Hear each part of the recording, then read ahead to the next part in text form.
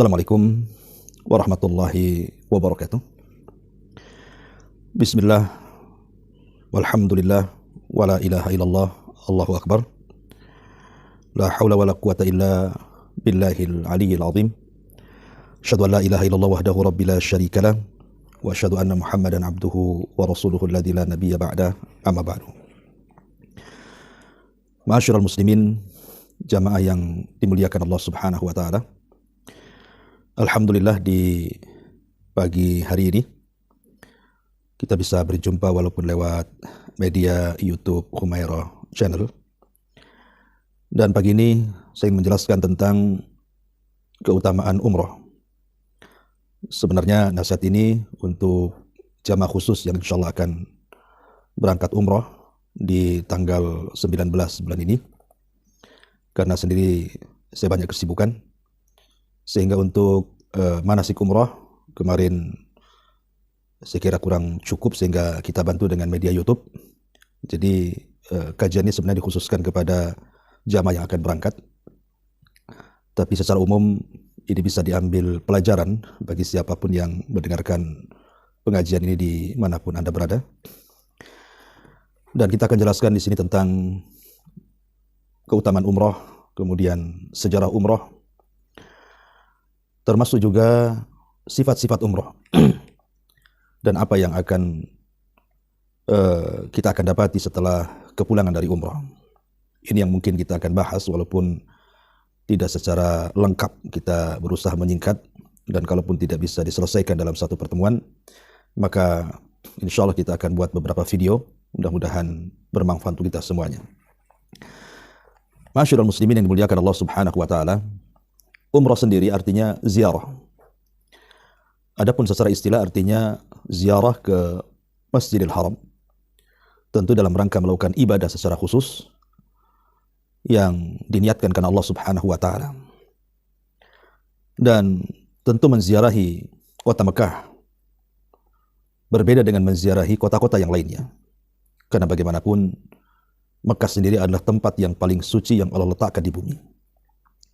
Bahkan inilah tempat satu-satunya di mana Allah Subhanahu wa taala pertama diibadahi di permukaan bumi.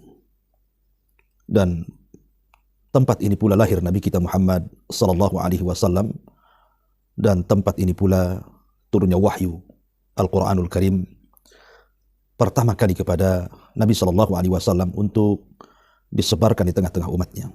Dan segudang keutamaan yang kita akan dapati kalau bercerita tentang keutamaan kota Mekah, wabil khusus Masjidil Haram dan Ka'bah.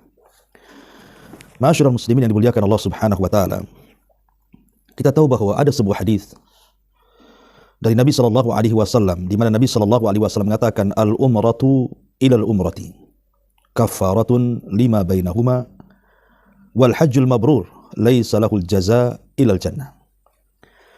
Kata Nabi sallallahu alaihi wasallam, umrah ke umrah.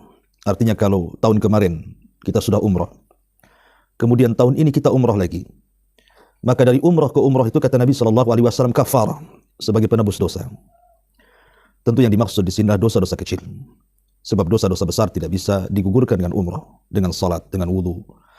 Dosa besar-besar itu hanya bisa digugurkan dengan taubatan nasuha, dengan syarat-syaratnya.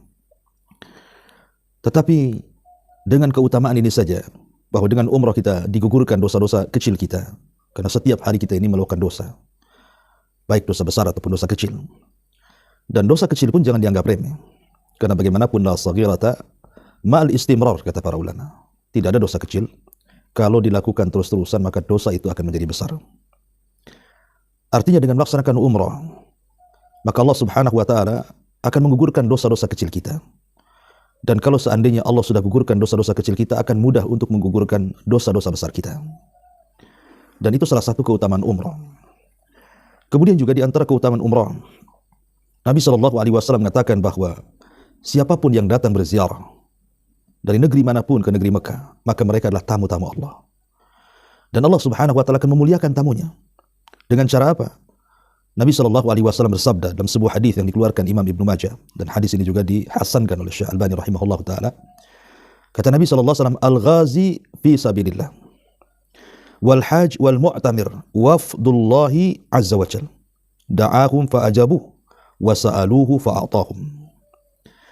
Kata Nabi SAW, orang yang berperang di jalan Allah, kemudian orang yang haji dan juga umrah, maka mereka adalah tamu-tamu Allah. Ketika Allah Subhanahu wa taala menyuruh mereka untuk datang, mereka pun ikut seruan Allah Azza wa Jalla. Mereka pun datang. Maka sebagai balasannya, wasa'aluhu fa'atahum. Maka ketika mereka meminta sesuatu kepada Allah, maka Allah Subhanahu wa taala pasti akan mengijabah permintaan mereka. Maka siapapun yang datang ke Mekah dalam rangka melaksanakan haji ataupun umrah, di sana banyak tempat-tempat mustajab doa. Artinya siapapun yang bermunajat kepada Allah Azza wa Jalla, meminta sesuatu di tanah haram, terutama di tempat-tempat yang sudah ternaskan mustajab doa, maka Allah Subhanahu wa taala sudah janjikan apapun yang kita minta Allah akan berikan kepada kita, karena kita tamu-tamu Allah Azza wa Jalla. Selama pelaksanaannya betul-betul kita datang itu lillahi ta'ala, betul-betul murni niatnya karena Allah Subhanahu wa taala. Bahkan terkadang ada orang yang memiliki harta banyak dan sudah cukup umrah, ataupun boleh jadi dia sanggup untuk haji. Tapi terkadang orang itu berpikir, dan syaitan terkadang memberikan was-was ke telinganya, ya'idukumul faqra, menjanji-janjikan akan kefakiran, seolah-olah syaitan mengatakan jangan kau pergi umrah, jangan kau pergi haji, nanti kau akan fakir. Maka ini adalah paradigma sekuler yang dihembuskan oleh syaitan. Padahal Nabi SAW bersabda dalam sebuah hadis, adimul hajja wal umrah fa innahuma yanfiyanil faqra. Ingat, kata Nabi SAW, lakukanlah haji dan umrah, karena kedua ibadah ini bisa menghilangkan kefakiran.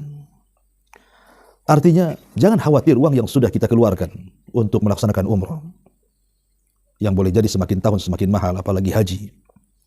Ingat bahwa Anda sedang bersedekah dan Anda sedang berniaga dengan Allah Subhanahu wa taala. Nabi SAW mengatakan, ma naqasa min mali sadaqah, tidak akan berkurang harta yang disedekahkan. Apalagi kalau bersedekah itu dalam rangka berniaga dengan Allah Azza wa Jalla. Allah pasti ganti. Tidak mungkin Allah tidak akan ganti. Bahkan boleh jadi ganti dari Allah itu akan jauh lebih besar dibandingkan apa yang kita keluarkan. Walaupun seandainya tidak di dunia, tentu di akhirat. Tapi umumnya banyak orang yang berangkat umrah, tahun depannya umrah lagi, tahun depannya umrah lagi. Itu menunjukkan apa? Allah ganti. Karena memang haji dan umrah itu bisa menghilangkan kefakiran. Maka jangan khawatir kalau kita umrah akan hilang uang kita, tidak. Allah akan ganti. Ma'asyiral muslimin yang dimuliakan Allah Subhanahu wa taala. Bahkan Nabi SAW ketika menasihati Ummul Mukminin Aisyah radhiyallahu anha, maka Nabi SAW, inna laki minal ajri ala qadri nasibika wa nafaqati, ala qadri nasibiki wa nafaqatiki. Kata Nabi SAW mengatakan kepada Ummul Mukminin Aisyah radhiyallahu anha, engkau akan mendapatkan pahala sesuai kadar biaya yang kau keluarkan. Artinya biaya yang kita keluarkan untuk melakukan umrah, baik untuk visanya, untuk tiketnya, pesawatnya, kemudian makannya di sana, minumnya di sana, semua bernilai sedekah, semua bernilai pahala di hadapan Allah Azza wa Jalla. Jadi apa yang kita keluarkan dari biaya-biaya uang kita itu tidak ada yang sia-sia di hadapan Allah Azza wa Jalla. Semua ada balasannya, semua ada pahalanya. Karena apa sih faedahnya kita mengumpulkan harta kalau bukan untuk ibadah? Bukankah Rasul yang mengatakan, maluka ma akalta fa afnaita, wa ma labista fa ablaita, wa ma tasaddaqta fa abqaita. Hartamu, kata Rasul, yang kau makan habis. Terkadang ada orang yang betul-betul tidak perhatian dengan makan. Dia ajak keluarganya, ajak temannya, kemudian mentraktir mereka makan di restoran, terkadang habis berjuta-juta. Dan itu bukan sekali dua kali, terkadang berkali-kali yang kalau dikumpulkan uang itu bisa untuk umrah. Tapi apa yang terjadi? Makan itu, kata Rasul, akan habis.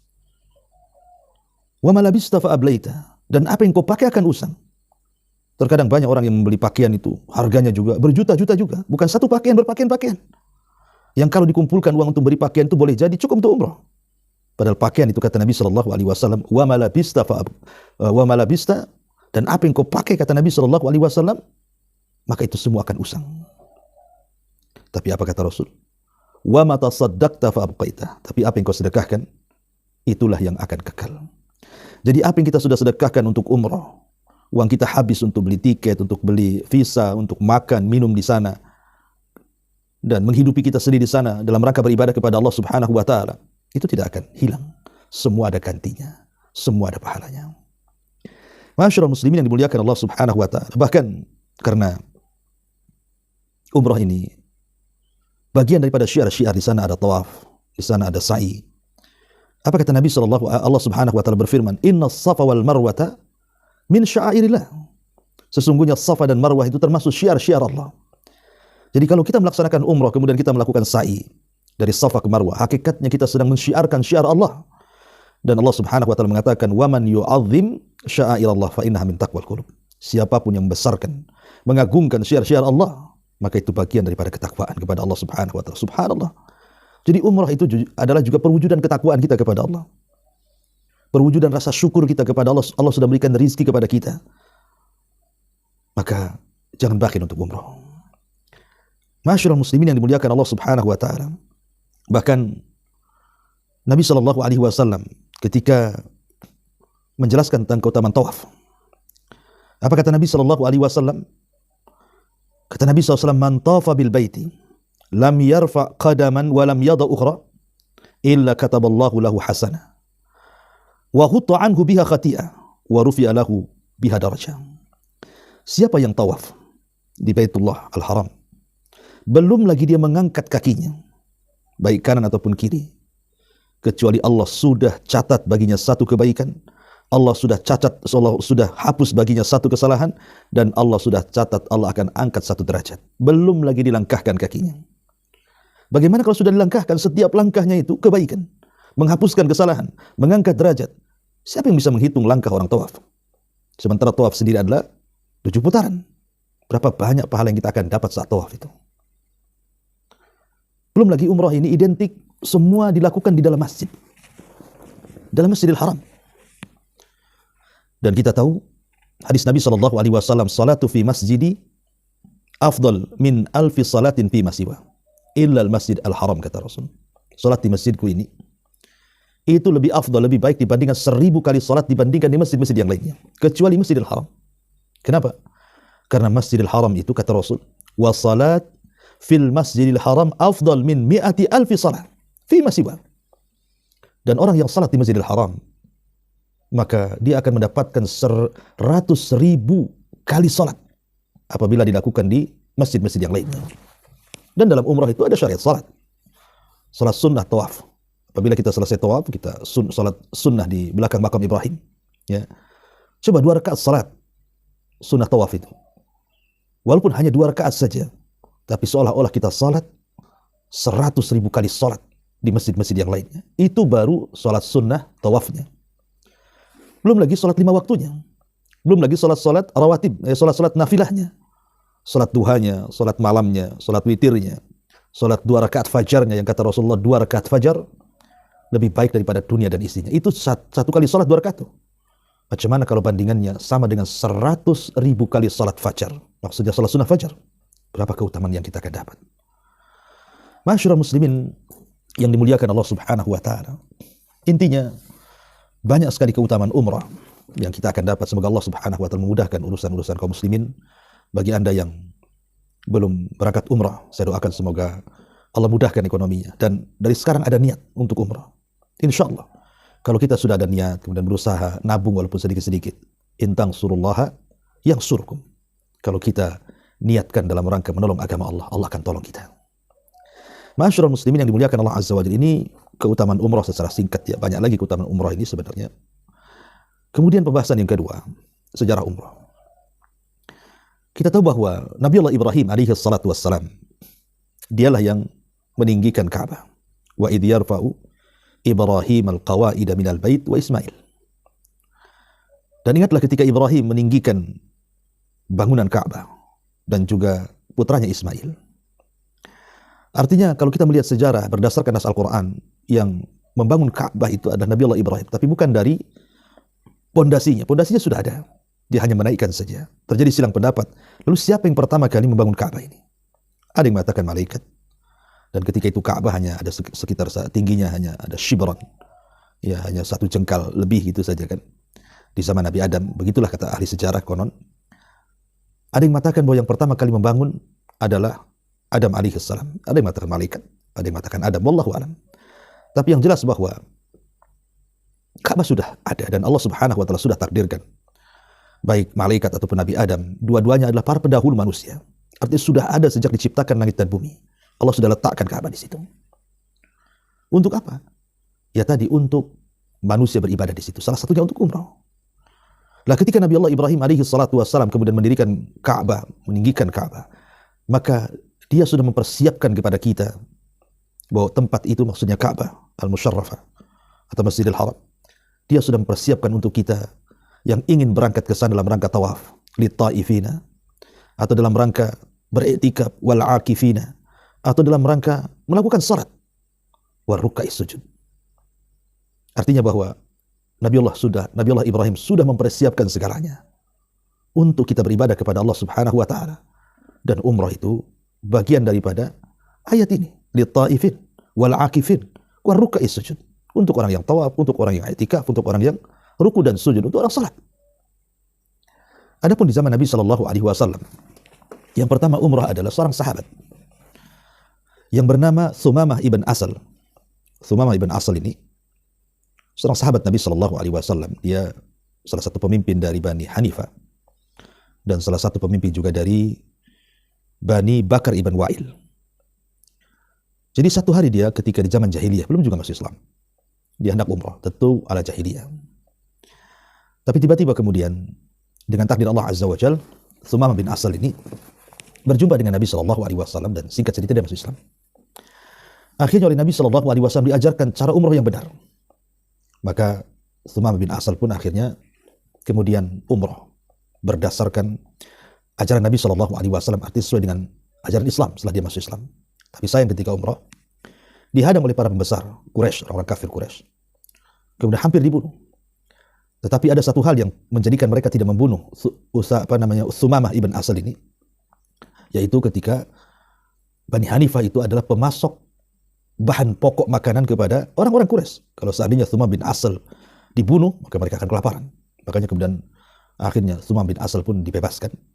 Dan dia pernah minta kepada Nabi SAW untuk memboikot orang-orang Mekah karena mereka sudah kurang ajar, baik kepada dirinya Thumamah bin Asal atau kepada Nabi SAW. Dan dialah orang yang pertama kali menyarankan kepada Nabi SAW untuk memboikot orang-orang kafir Quraisy. Intinya bahwa dialah orang yang pertama kali umrah dalam Islam, Thumamah ibn Asal. Adapun Nabi SAW, maka Nabi SAW ini pernah umrah 4 kali. Itu pun pasca hijrah. Jadi selama di Mekah dia tidak umrah. Nabi SAW itu dalam sejarah umrah itu setelah hijrah dari Mekah ke Madinah. Kemudian beliau umrah 4 kali. Itu yang sahih menurut riwayat. Pertama, umrah Hudaybiyah. Yang kedua, umrah Qadha. Yang ketiga, umrah Ji'ranah. Dan yang keempat, umrah ketika Hajjatul Wada. Adapun umrah Hudaybiyah yang terjadi pada tahun ke-6 Hijriah kalau tidak salah, beliau dengan beberapa para sahabatnya berangkat, tetapi sayang sampai di perbatasan haram orang-orang musyrik menghalang-halangi umrohnya Nabi SAW. Akhirnya sempat bersih tegang yang berakhir dengan perjanjian Hudaybiyah. Artinya di keberangkatan umrah pertama Rasul tidak jadi secara fisik, tetapi secara niat sudah dianggap umrah. Tapi kemudian akhirnya pada tahun ke-7 Hijriahnya Rasul mengqadha umrah tersebut yang disebut dengan umrah qadha dan berhasil. Ya.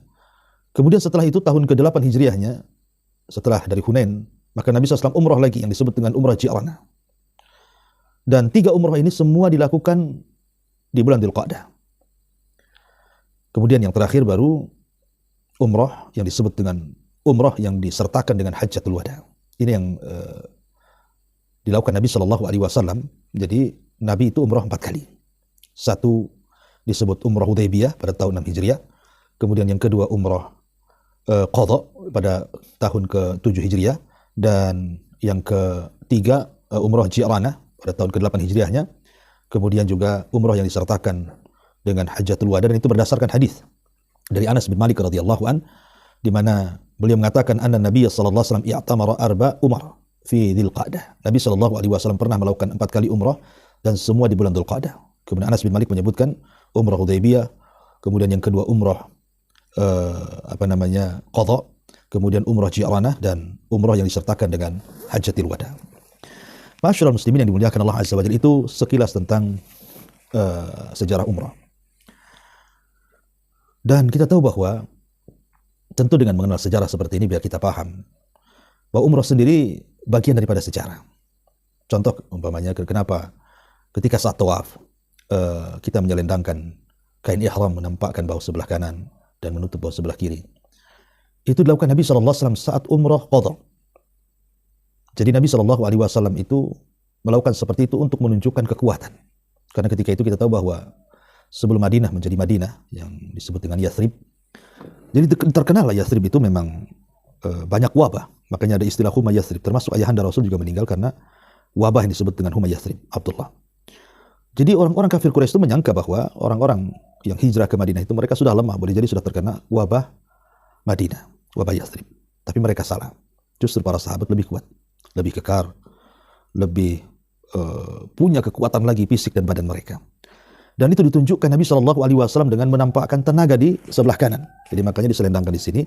Kita tahu bahwa kalau kita menampakkan otot kan seperti ini, tentu menampakkan sebelah sini ya kan, bahunya. Ya, Rasul ingin menampakkan bahunya bahwa mereka tidak terkena wabah.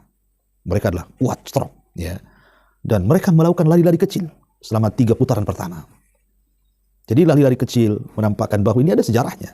Karena ingin menampakkan kekuatan kepada orang-orang musyrik. Maka di zaman Amirul Mukminin Umar bin Khattab radhiyallahu anhu, para sahabat bertanya, sekarang ilatnya sudah nggak ada. Karena Mekah semua sudah menjadi daerah Islam. Lalu menampakkan kekuatan kepada siapa lagi? Semua sudah Islam, sudah Muslim. Mereka mengatakan, ini sudah Muslim semuanya. Maka Umar mengatakan, untuk apa kalau begitu aku melakukan wali ramli, melakukan ramal, lari-lari kecil. Kemudian Umar mengatakan, akan tetapi walaupun sudah tidak ada ilat, ini adalah sunnah Nabi SAW. Tetap kita lakukan. Ini karena bagian sunnah. Ya, lari-lari kecil di 3 putaran dan juga menampakkan bahwa ini sunnah Nabi, kata Umar. Artinya kan di sini ada sejarah.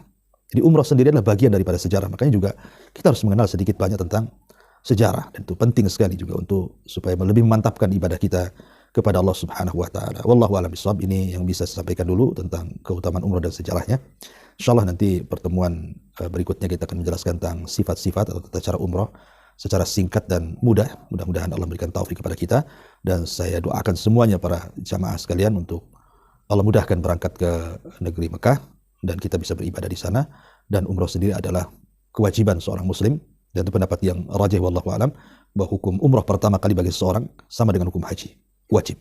Sebagaimana Allah mengatakan, wa atimul hajjata wal umrata lillah. Sempurnakan haji dan umrah itu karena Allah Subhanahu wa taala. Ini pendapat mazhab Syafi'i dan Hambali. Walaupun ada yang mengatakan sunnah seperti Maliki dan Hanafi, tapi pendapat yang rajih wallahu a'lam, umrah itu adalah wajib. Maka siapapun yang punya kemampuan dan tidak pernah umrah, maka Anda harus berangkat umrah, dan yakin uang yang Anda berikan untuk Allah Subhanahu wa taala pasti Allah akan ganti semuanya. Subhanaka bihamdika asyhadu an la ilaha illa anta astaghfiruka wa atubu ilaik. Allahu taala alam. Assalamualaikum warahmatullahi wabarakatuh.